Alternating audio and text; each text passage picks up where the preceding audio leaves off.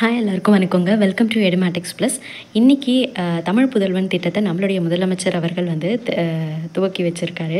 இந்த தமிழ் புதல்வன் திட்டம் பற்றி நம்ம ஏற்கனவே பார்த்துருந்தோம். எப்படி வந்து புதுமை பெண் திட்டம் மூலமாக பெண்களுக்கு, அதாவது அரசு உதவி பெறக்கூடிய பள்ளிகளில் பயின்ற பெண்களுக்கு வந்து உதவித்தொகை அளிக்கிறாங்களோ உயர்கல்வியில், அதே போல் அரசு மற்றும் அரசு உதவி பெறும் பள்ளிகளில் படிக்கக்கூடிய மாணவர்கள் உயர்கல்விக்கு செல்லும்போது அவங்களுக்கும் வந்து மாதம் 1000 ரூபாய் வந்து நம்ம தமிழ்நாடு அரசு வந்து மாதந்தோறும் 1000 ரூபாய் அவங்க வங்கி கணக்கில் செலுத்துகிறாங்க. அதுதான் வந்து இந்த தமிழ் புதல்வன் திட்டம்.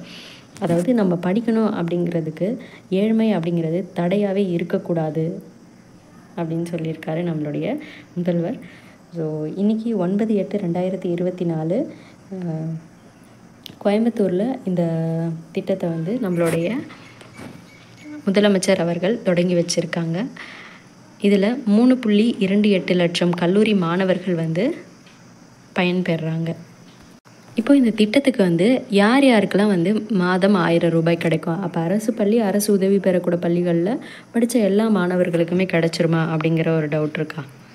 ஸோ அதுக்கு பாருங்கள், அரசு பள்ளிகளில், அரசு உதவி பெறும் பள்ளிகளில் 6வதுலேருந்து 12வது வரைக்கும் தமிழ் வழியில் பயின்ற மாணவர்களுக்கு இந்த தமிழ் புதல்வன் திட்டத்து மூலமாக மாதம் 1000 ரூபாய் வழங்குகிறாங்க.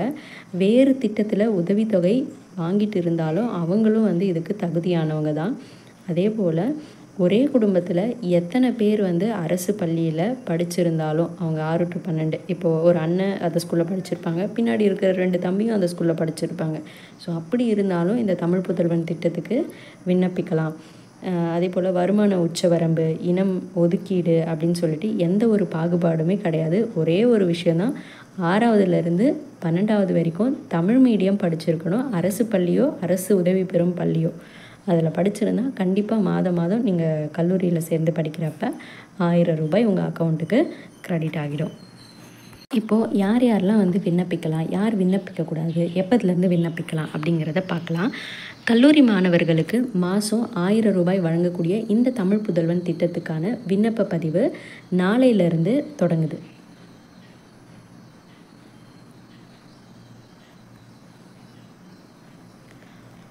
அதே போல் 6வதுலேருந்து 12ஆம் வகுப்பு வரைக்கும் அரசு பள்ளியில் தமிழ் மற்றும் ஆங்கில வழியில் பயின்றவர்களுக்கும், இங்கிலீஷ் மீடியம் படித்தாலும் ஓகே தான். ஸோ அவங்களுக்குமே வந்து கிடைக்கும். நீங்கள் ஏன்னா கவர்மெண்ட் ஸ்கூலில் நிறைய இங்கிலீஷ் மீடியம் இருக்குது இல்லைங்களா? ஸோ இங்கிலீஷ் மீடியம் படிச்சிருந்தாலும் ஓகே. நீங்கள் படிச்சிருக்க வேண்டிய ஸ்கூல் வந்து கவர்மெண்ட் ஸ்கூல் இல்லை கவர்மெண்ட் எய்டட் ஸ்கூலாக இருக்கணும் அவங்களுக்கும். அதுக்கப்புறம் வந்து 8ஆம் வகுப்பு வரை அரசு பள்ளியில் படிச்சுட்டு ஐடிஐ பயில்பவர்களுக்கும் இந்த திட்டத்தில் விண்ணப்பிக்கலாம் அப்படின்னு சொல்லியிருக்காங்க. 8th வரைக்கும் வந்து கவர்மெண்ட் ஸ்கூலில் படிச்சிருப்பாங்க, அதுக்கப்புறம் ஐடிஐ போய் சேர்ந்துருப்பாங்க, அவங்களுமே இந்த திட்டத்தில் விண்ணப்பிக்கலாம்னு சொல்லியிருக்காங்க. அரசு உதவி பெறும் பள்ளிகளில் தமிழ் வழியில் பயின்றவர்கள் மட்டுமே விண்ணப்பிக்க முடியும். இப்போ வந்து அரசு பள்ளினா தமிழ் மீடியமாக இருந்தாலும் இங்கிலீஷ் மீடியமாக இருந்தாலும் விண்ணப்பிக்கலாம். இதுவே அரசு உதவி பெறும் பள்ளியாக இருந்தாங்க அப்படின்னா அங்கே வந்து தமிழ் மீடியம் படித்தவங்க மட்டும்தான் வந்து விண்ணப்பிக்க முடியும். தனியார் பள்ளியில் பயின்றவங்க இந்த திட்டத்தில் விண்ணப்பிக்க முடியாது. விண்ணப்பிப்பவர்களுக்கு வங்கி கணக்கு, ஆதார் எண் போன்றவை கட்டாயம். நம்ம அப்ளை பண்ணுறோன்னா கண்டிப்பாக நமக்கு ஆதார் நம்பரும் பேங்க் பாஸ்புக்கும் வந்து கண்டிப்பாக கட்டாயமாக தேவை. அதனால் அதை வந்து கரெக்ட் பண்ணி வச்சுக்கோங்க. மாணவர்கள் தாங்கள் பயிலும் கல்லூரிகளிலேயே விண்ணப்பிக்க ஏற்பாடு செய்யப்பட்டுள்ள நிலையில் நடப்பாண்டு கல்லூரியில் 2ஆம் ஆண்டு 3ஆம் ஆண்டு பயில்பவர்களும் விண்ணப்பிக்கலாம். அதாவது காலேஜ் மூலமாக தான் வந்து நம்ம விண்ணப்பிக்கணும் அப்படின்னு சொல்லிட்டு அந்த ஏற்பாடெல்லாம் காலேஜ் மூலமாக பண்ணலான்னு சொல்லியிருக்காங்க.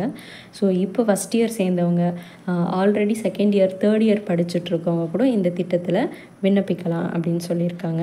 ஸோ கண்டிப்பாக இது வந்து ஒரு நல்ல திட்டமாக வந்து பார்க்கப்படுது. ஏன்னா இந்த மாதிரியான திட்டங்கள் தான் வந்து அரசு பள்ளிகளில் மாணவர்கள் சேர்க்கையை வந்து இன்னும் அதிகப்படுத்தும். ஸோ அரசு பள்ளிகளில் மாணவர் சேர்க்கை வந்து இன்னும் அதிகமாச்சுன்னா ஆசிரியர்களும் வந்து தேவையும் கூடும். ஸோ அதனால் டீச்சர்ஸோட ரெக்ரூட்மெண்ட்டும் அங்கே அதிகமாக தேவைப்படும்.